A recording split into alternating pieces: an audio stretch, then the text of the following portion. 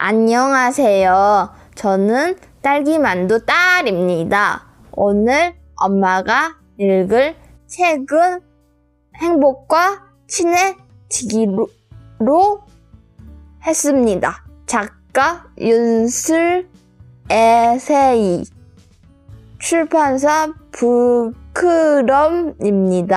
낭독을 허락해 주신 출판사 선생님 고맙습니다. 듣고 계신 이모, 삼촌 감사합니다. 구독, 좋아요 눌러주세요. 감기 조심하세요. 또 만나요.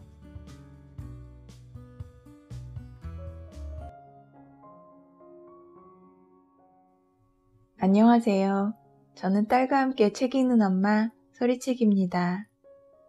오늘 낭독할 책은 윤술 작가님의 행복과 친해지기로 했습니다 입니다. 여러분은 행복을 뭐라고 생각하세요?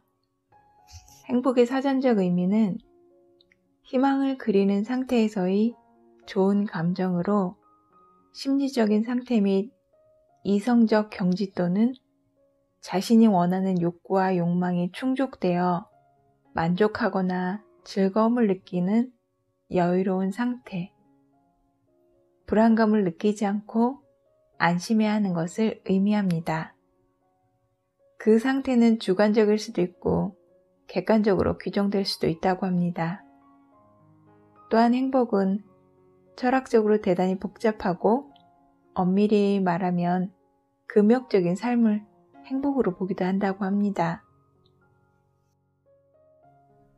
작가인 윤술 작가님은 이 책에서 누구나 해줄 수 있지만 누구도 해주지 않았던 말들을 전하고자 했습니다. 자신과 사랑하는 사람들, 그리고 위로가 필요한 모든 사람들을 위해서 말입니다. 각박한 세상이지만 누군가 건네는 작은 위로, 그 한마디가 충분히 행복해질 수 있는 조건이 된다는 것이죠. 이 책은 작가의 경험담과 포근한 위로들이 가득 차 있습니다. 첫 번째 파트에는 자신을 사랑하지 못하는 사람에게 온기를, 두 번째에는 버티는 것이 고작이었던 사람에게 전하는 위로, 세 번째는 사는 게 무척이나 버거운 사람에게 용기를 전해줄 것이라고 나열했습니다. 위로를 펼치며 어떻게 이런 글을 썼지? 라는 생각을 하게 하는 책이 있습니다. 이 책은 이런 글은 나도 쓸 수 있겠어 라는 생각을 하게 하는 책입니다. 제 글은 누구나 할 수 있는 말을 아무도 해주지 않아서 나조차 나에게 해주지 않았던, 그래서 시작된 글입니다. 더 많이 힘들고 더 적게 위로받았던 나를 위해서, 또 제가 사랑하는 사람들을 위해서 쓰게 된 글입니다. 제 글을 읽으시면서 조금이나마 느끼셨으면 합니다. 우리가 무심코 지나치는 많은 순간들을요. 하루에도 많은 순간들을 만나지만 그 순간이 마냥 행복하게 느껴지진 않습니다. 내가 나에게 위로 한마디 하지 못하고 지나간 순간들, 위로 한번 건네지 못하고 지나간 인연들, 그냥 지나쳐온 순간들은 후회로 남고 우리는 더 외롭고 슬퍼집니다. 위로가 있었다면 그 순간들 또한 소중해졌겠죠. 먹고 살기는 쉬워졌는데 먹고 살기가 싫어진 세상을 살아가는 우리, 몸은 오래 살겠다는데 마음은 오래 살기 싫다고 생각하는 우리, 상처받는 사람은 많아졌는데 위로해주는 사람은 적은 각박한 세상을 살아가고 있습니다. 이 책을 읽는 동안만이라도 더 적게 힘들고 더 많이 위로받으셨으면 좋겠습니다. 누구나 해줄 수 있는 흔한 위로의 말을 당신에게 보냅니다. 언젠가 당신도 누군가에게 위로를 건네기를 바라며. 파트 1. 나를 사랑하지 못하는 나에게. 파트 2. 버티는 것이 고작이었던 아픈 마음에게. 파트 3. 사는 게 무척이나 버거운 너에게. 그때의 나에게. 계속해서 후회를 한다는 건 과거에 그런 선택을 하고 그런 행동을 했던 나를 용서하지 못하고 계속 나 자신에게 화를 내고 있다는 것이다. 그러니 계속되는 후회는 자기 반성도 자기 성찰도 아니다. 오히려 나를 움츠러들게 하고 나 자신을 사랑할 수 없게 만드는 자기 학대이다. 그럴 수밖에 없었을 것이다. 분명 그럴 수밖에 없었던 사정이 있었을 것이다. 그러니 다른 사람은 다 이해해주지 못해도 나만큼은 그럴 수밖에 없었던 그때의 나를 용서해 주었으면 좋겠다. 나만큼은 그럴 수밖에 없었던 그때의 나를 보듬어 주었으면 한다. 나는 나의 반려자.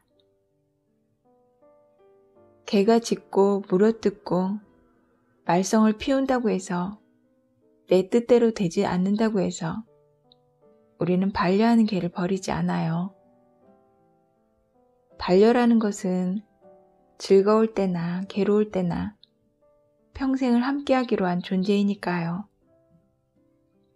우리가 인생에서 만난 첫 반려자는 바로 나 자신이에요.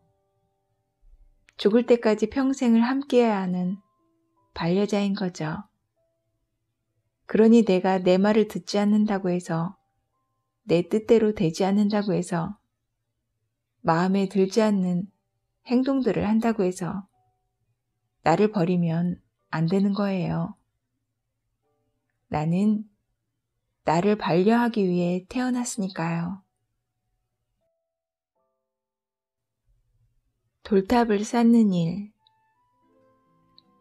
크고 작은 제각각의 돌들을 정성스럽게 쌓다 보면 비바람에도 흔들리거나 무너지지 않는 돌탑이 완성되는 것처럼 자존감 또한 돌탑을 쌓듯이 정성을 다해 쌓다 보면 주변의 어떤 흔들림에도 굴하지 않는 스스로 지킬 수 있는 힘이 된다. 평평하고 쌓기 좋은 돌이 없어도 괜찮다. 제 아무리 평평하고 쌓기 좋은 돌이 많을지라도 쌓는 사람의 의지가 없으면 높이 올라가지 못하는 것처럼 어떤 돌이든 하나하나 정성스럽게 쌓는 것이 더 중요하다. 쌓아 올리려는 마음과 의지가 더 중요하다. 작고 모난 돌들도 성실하게 끝까지 쌓아 올렸을 때 비바람에도 흔들리거나 무너지지 않는 돌탑이 되는 것처럼 우리의 작고 모난 부분들도 성실하게 끝까지 쌓아 올렸을 때 비바람에도 흔들리거나 무너지지 않는 자존감을 가지게 될 것이다. 다독여 주세요. 우리는 힘든 일이 생겼을 때, 갑자기 뜻밖의 일을 겪게 됐을 때 나를 가장 먼저 제물로 바친다. 나를 가장 먼저 희생양으로 삼는다. 나에게 분풀이하고 화내고 모든 것을 내 탓으로 돌리고 짜증내고 신경질 부리고 싫어하고 미워하고 원망하고 나를 더 힘들게 하는 행동들을 서슴없이 한다. 힘든 일이 생기면 제일 먼저 나를 챙겨야 한다. 제일 먼저 나를 돌보아야 한다. 힘들 때 자신을 제물로 바치지 마라. 자신을 희생양 삼지 마라. 나를 잘 다독여주며 나를 잘 돌보아 주어라. 지금 가장 힘든 사람은 다른 누구도 아닌 바로 나 자신일 테니까. 자기다움으로 누워있을 때도 앉아있을 때도 잠을 잘 때에도 무언가를 할 때에도 우리는 본능적으로 자신에게 맞는 가장 편한 자세를 찾게 돼요. 그래서 사람마다 잠을 자는 자세도 평소에 쉬는 편한 자세도 서로 다를 수밖에 없어요. 인생을 살아갈 때에도 마찬가지가 아닐까요? 자신에게 가장 잘 맞는 편한 모습이 서로 다른 것뿐이라는 말이에요. 그러니 서로가 서로의 모습을 다정하게 바라봐 주면 좋겠어요. 본능적으로 편한 자세를 찾듯 자신에게 가장 잘 맞는 편한 모습으로 눈치 보지 말고 살아갈 수 있었으면 해요. 내가 되고 싶은 사람이 되어 내가 좋아하는 것을 마음껏 좋아하고 마음껏 입고 마음껏 하면서 그렇게 모두 자기다움으로 살아가는 것이 어렵지 않은 세상이 되기를 바라요.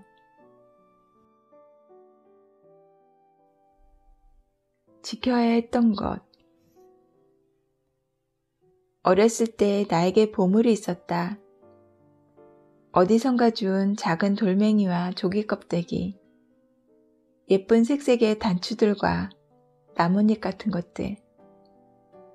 어른들의 눈에는 그저 쓸데없는 물건이고 버려야 되는 쓰레기일 뿐이지만 나에게는 세상에서 가장 소중한 보물이었다.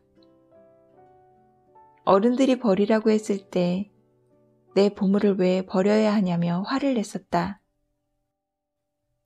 그렇게 꿋꿋하게 보물을 지키던 내가 어른이 된 지금은 소중한 것을 지키고 있지 않았다. 쓸데없다는 다른 사람들의 말에 흔들려 정말 쓸데없는 것이라고 생각하게 된 걸까? 나에게 소중한 것들은 내가 지켜야 하는 것인데 그것이 내 취미든 내 취향이든 내 선택이든 내 꿈이든 나 자신이든 내 인생이든 어릴 때처럼 당당하게 화내면서 내가 지켜야 하는 보물이었는데 정말 괜찮은 건지. 몸은 참 정직한데 마음은 참 정직하지 못할 때가 많았다. 마음이 아파도 아프지 않은 척, 다 낫지 않았는데도 다 나은 척, 괜찮지 않아도 괜찮은 척. 그래서 몸보다 마음을 더 들여다보아야 한다. 또 괜찮은 척 하고 있는 건 아닌지, 상처났는데도 가만히 두고 있는 건 아닌지, 아플 때 누가 들여다보면서 괜찮냐고 물어봐주면 그렇게 고마울 수가 없다. 그러니 내 마음도 한 번씩 들여다보며 꼭 물어봐 주어라. 나 괜찮아? 진짜 괜찮은 거야? 괜찮냐고 물음은 다른 사람이 아니라 내 자신에게 들어도 힘이 되는 말이니까. 오늘 하루라도 별로 무겁지 않다고 생각했던 가방도 오래 메고 있으면 점점 더 무겁게 느껴지고 어깨도 아프기 시작한다. 어쩌면 걱정도 슬픔도 너무 오래 들고 있던 탓에 점점 더 무거워져 아프기 시작하는 것은 아닐까. 내려놓으면 되는 것을 내려놓지 못해 스스로를 아프게 하는 것은 아니었을까. 걱정도 슬픔도 한순간에 모두 내려놓을 수 없다면 꾸준히 조금씩이라도 내려놓는 것이 어떨까. 완전히 내려놓을 수 없다면 오늘 단 하루만이라도 걱정과 슬픔을 내려놓았으면 한다. 너무 오래 계속 들고 있으면 더 아플 테니까. 나를 골라 쓰자. 꼭 나를 고쳐야 하는 걸까? 내가 가진 모든 단점을 고치고 모든 부분에서 완벽한 사람이 되어야 하는 걸까? 완벽한 사람이 되기 위해 애쓰다가 좋은 순간들을 다 떠내보내게 되지 않을까? 그 과정에서 나는 나 자신을 사랑할 수 있을까? 계속 부족한 점을 지적하며 고쳐야 한다고 말하는 나는 사랑할 수 있을까? 잘난 내가 있으면 못난 내가 있고, 무언가를 잘하는 내가 있다면 무언가를 못하는 내가 있고, 이기적인 내가 있다면 이타적인 내가 있잖아. 이제부터는 나를 고쳐 쓰려 하지 말고 나를 잘 골라 쓰기로 했다.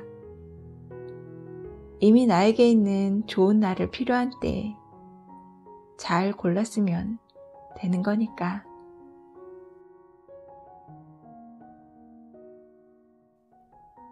부끄럼 출판사의 행복과 친해지기로 했습니다. 오늘은 여기까지입니다. 여러분은 어떤 때 행복을 느끼시나요? 함께 해주신 여러분 고맙습니다.